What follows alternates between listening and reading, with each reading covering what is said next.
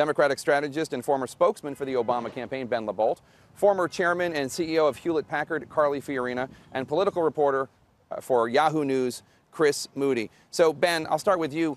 You heard Congressman Roskam, who knows Obama from Illinois, saying he thinks ultimately President Obama, if it is a big deal about opening up the government and raising the debt ceiling and a whole bunch of other things, that there might be room for negotiating. He doesn't believe President Obama wouldn't. Look, the president's not going to participate in government by ransom. I expect him to have one demand today when he sits down with Republican leadership, which is to say, put a funding bill on the floor, a clean funding bill to fund the government for the next 2 months. Once you pass that bill, then let's return to regular order. We can have budget negotiations. The House Republicans have refused to appoint members to a conference committee 18 times that would have that negotiation. The president has been willing all along to have that negotiation, but he's not going to overturn the results of the presidential election. He's not going to participate in government by ransom. Carly?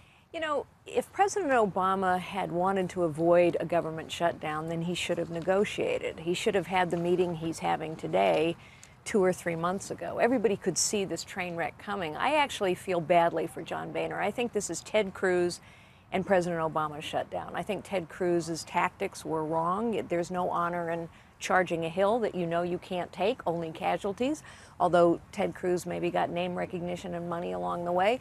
He's the leader of the Republican Party. President Obama, I don't think so, but President Obama wanted this shutdown, and Ted Cruz played right into his hands. And the thing is, you and I have talked about negotiating before. If you want to negotiate with someone, you have to empower them. President Obama has done everything possible to disempower the reasonable people that he's trying to negotiate with, and he's done everything possible to say, I was amazed to hear him say, I've kept my rhetoric down. My goodness, he's been on campaign-style speeches for the last 3 months saying over and over again, I will not negotiate, I will not negotiate, I will not negotiate. When you say that, you empower the flamethrowers. There was a time to defund and delay Obamacare, and that was during the 2012 election when Governor Romney and the Republican Party made that argument. It was defeated at the polls. It's been certified by the Supreme Court. I agree with that. I think that's why I started by saying, I think saying we're going to defund Obamacare as a way to deal with ongoing continuing resolution was a totally flawed tactic. But at least I do think that some of the positions that the Republicans have put forward, let's delay the individual mandate,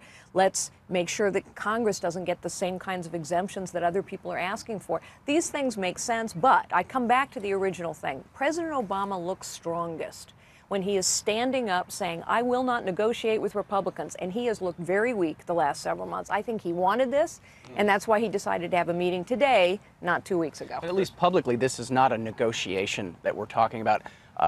Boehner has come out and said, you know, we're not going to budge on this, and Obama and Jay Carney has said he's not going to negotiate behind closed doors. That might be a little bit different. But I think the most frustrating part about this is the reason we're having a shutdown now is not because there's no votes in the House. The votes to fund the government are in the House right now. They're just not holding the vote. And I think that's going to be very frustrating and even infuriating to a lot of people that see it and say, well, it's there. Why are we closing down monuments and doing all the, not funding NIH? I think enough Americans don't understand necessarily is that most Republicans in the Senate and the House don't want to be doing this right now. That's why I called it Ted Cruz's shutdown as well as President Obama's. But they are afraid.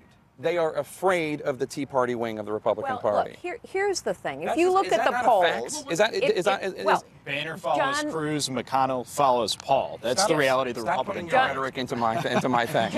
Look, John Boehner. The reason I said he has a very difficult task. John Boehner is trying to hold a caucus together, and yes, there are elements of his caucus that are much more extreme than other elements of the caucus. The thing that I am disappointed by, frankly, with the Republican caucus. If you look at the data, if you look at the polls, the American people say don't shut the government down. However, 70% of the American people say let's have a discussion about spending along with the debt ceiling. So that's the time for the fight. Repealing Obamacare or defunding it shouldn't be part of a CR negotiation. I actually agree with that. I think there are pieces. If it had been me, I would have taken this on a piece-part basis. Let's talk about the individual mandate.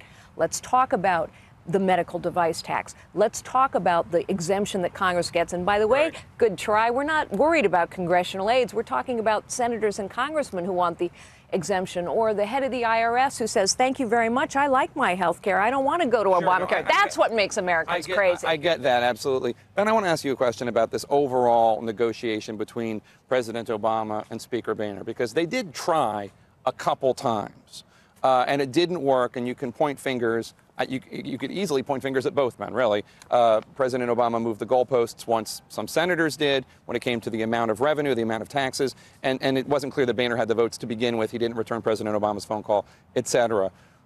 Has President Obama given up entirely on wanting to negotiate or feeling he can negotiate with Republicans on the House? Well, I think that the White House has been absolutely clear that in regular order, in a budget process, they are happy to negotiate. But what we can't do is manufacture a series of crises that put the middle class at risk and that put our economy at risk. And what Republicans have done again and again is gin up these crises. Take a look at the 800,000 people out of the work. Take a look at the impact on the market. And we are 2 weeks away from not meeting our financial obligations. What kind of message will that send to the world? What I find so amazing about that response is regular order. How long did it take the Democrats to ever pass a budget? The point is, this president has actually been unwilling to negotiate during regular order about a whole set of things. Now the Senate has passed a budget. In March, There's been denials of Congress. And Republicans will say, well, that's just because we don't want to go to the table if we don't think we can reach an agreement. They want to have that assurance. But you know, Republicans were hounding Democrats to pass a budget, and now it's kind of flipped to go to conference on that. I mean, it just goes round and round here. To be continued. Thank you.